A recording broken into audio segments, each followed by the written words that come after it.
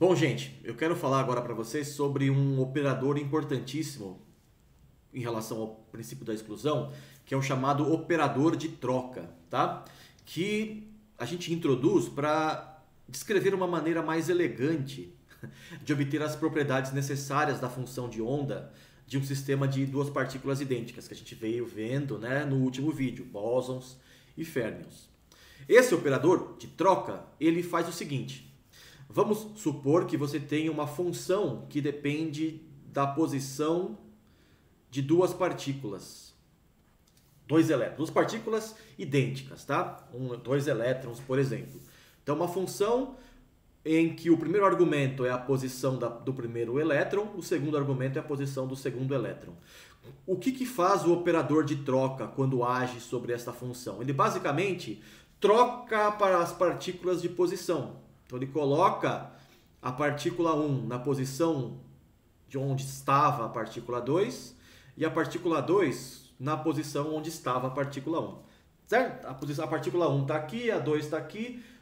Aqui, deixa eu pôr no vídeo. Aí quando você aplica o operador de troca, ele troca as partículas de lugar, sem mudar mais nada no sistema. Isso que faz o operador de troca, né? O nome é bem sugestivo, ele troca as partículas de lugar, certo?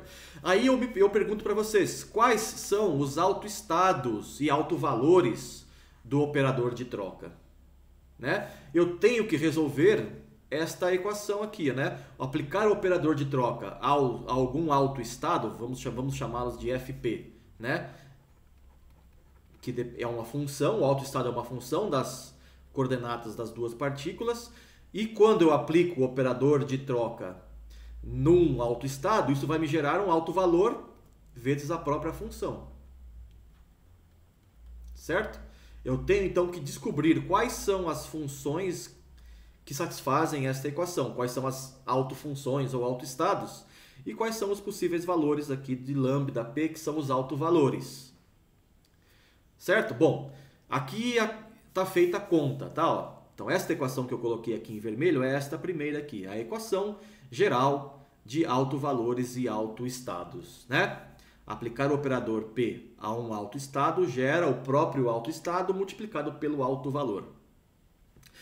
Agora, o autoestado é uma função qualquer, né? E aí, quando o operador P age sobre uma função qualquer, ele troca as partículas. Então, eu tenho também esta outra relação aqui, ó.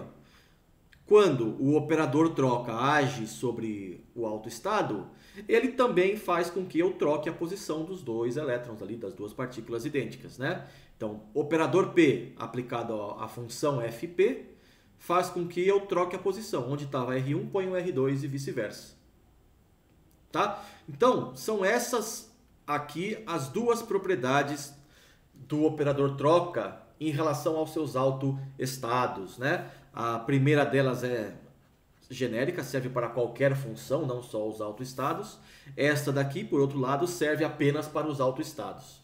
Essas duas equações aqui vão fornecer para a gente os autoestados e autovalores. Tá? O que eu faço? Bom, uma maneira bem simples de a gente fazer essa conta é aplicar o operador P dos dois lados aqui. Então, aplico o operador P de novo, tá?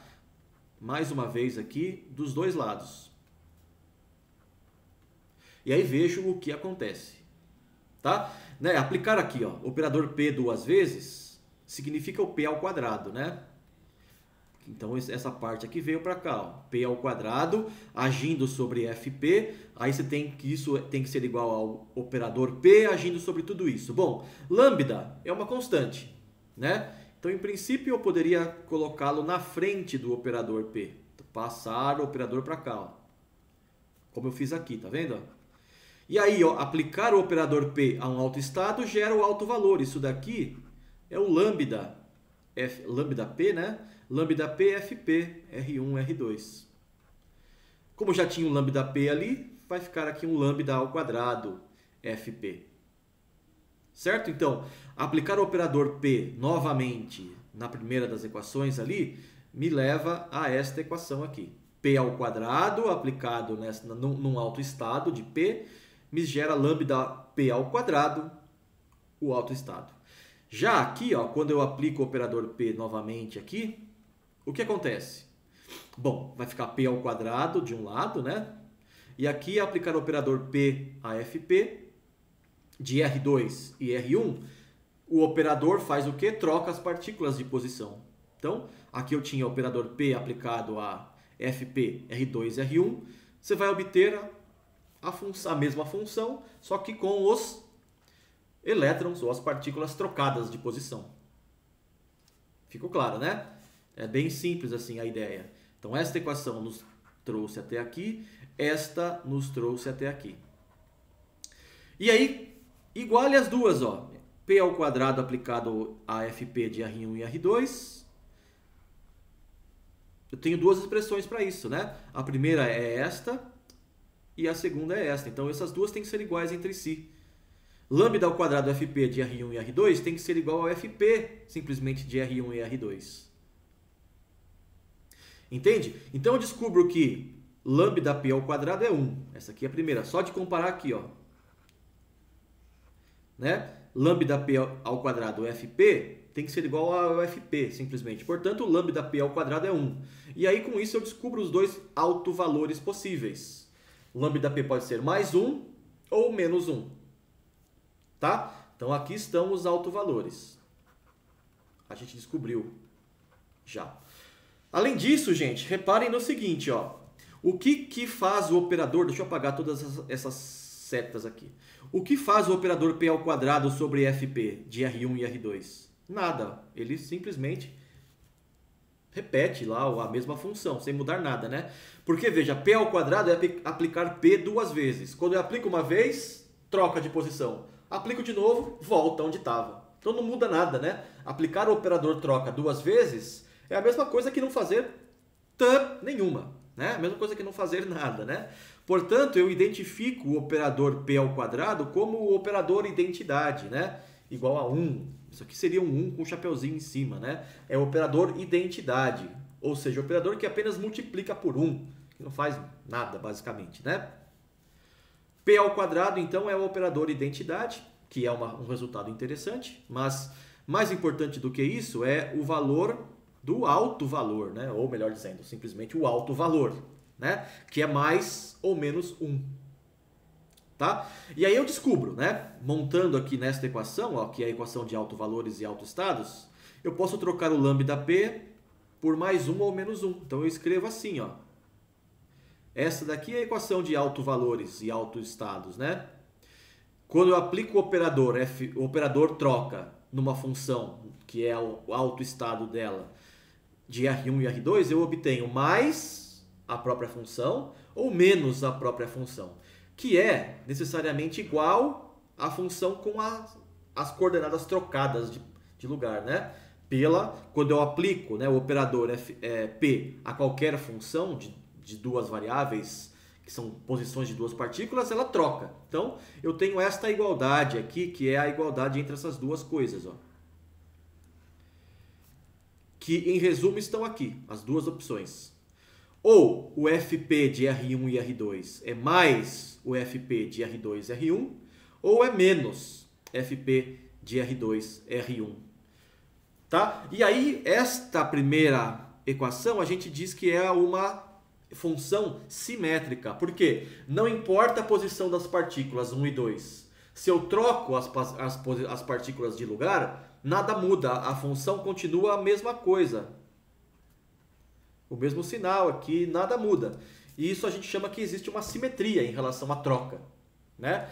Já se eu tenho o alto valor negativo, no segundo caso, quando eu troco as partículas de posição, a função muda. Ela muda de sinal, né?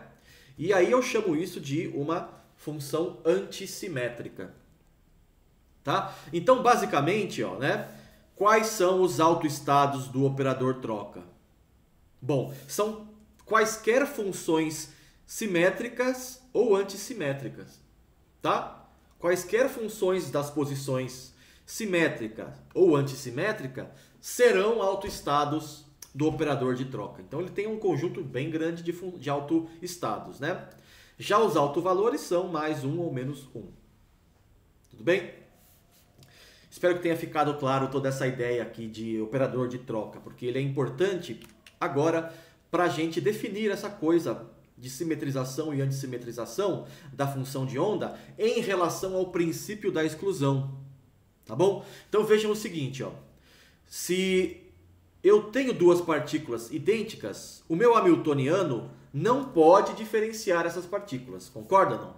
Lembrem-se que o hamiltoniano é sempre a energia cinética mais energia potencial. A energia cinética não depende da posição, né?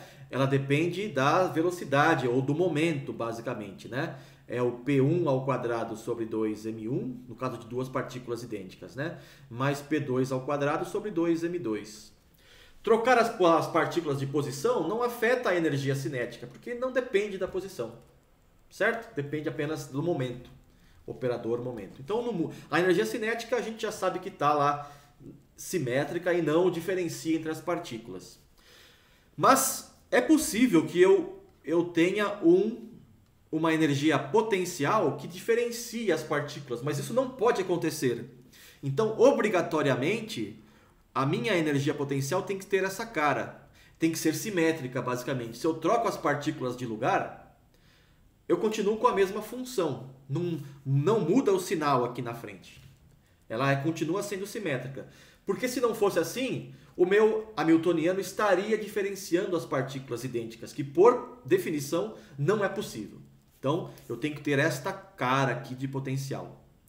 Bom, daí isso significa que P e H são operadores compatíveis, ou seja, eles comutam entre si. O comutador entre o operador troca e o operador hamiltoniano para partículas idênticas tem que ser zero, porque ambos têm o mesmo conjunto de autofunções, funções simétricas, ou funções pares e ímpares, esse tipo de coisa, né? São sempre funções simétricas. Como qualquer função simétrica é autoestado do operador troca, pronto, eles comutam entre si, certo? E aí eu tenho duas opções para a função de onda. Ela pode ser simétrica, bósons, ou antissimétrica, férmions, tá? Para partículas idênticas, tudo bem? Então reparem que esta definição, né, de autofunções para o hamiltoniano vindos, né, desta análise com o auxílio do operador troca, é uma definição alternativa, mas é equivalente às equações 1 e 2. Quais são as equações 1 e 2? Essas duas aqui, onde eu usei operadores, né, ou melhor dizendo, eu usei funções de onda de partícula única, que não é assim tão elegante, né? Neste caso aqui, usando o operador troca, eu cheguei numa conclusão muito parecida, usando apenas os argumentos com relação ao operador de troca, né? É uma coisa muito mais elegante, que não precisou da definição de multiplicações de estados de partícula única, tá? É uma maneira mais fundamental de chegar no mesmo resultado, tá? E aí, né, o princípio da exclusão de Pauli se torna, nesta cara, ele se transforma, né, em outro enunciado com uma cara bem mais geral, que é a seguinte: a função de onda de um sistema de férmions idênticos é necessariamente antissimétrica em relação à troca de quaisquer dois férmions. Certo? Que seria este caso aqui, né, para férmions. A troca de quaisquer dois férmions acarreta a mudança do sinal da função de onda quando as partículas estavam nas posições originais. Ou seja, é uma autofunção antissimétrica. Tá? Já para bósons, né, eu vou ler aqui com o azul. A função de onda de um sistema de bósons idênticos é necessariamente simétrica em relação à troca de quaisquer dois deles, né? Que é o caso aqui da função de onda simétrica em relação à troca. Tá bom? Tudo bem, gente? Era isso por esse vídeo, tá? Na sequência eu vou resolver um exercíciozinho para a gente treinar essa coisa de simetrização e antissimetrização. E daqui a pouco eu volto então, tá? Até já. Valeu, gente!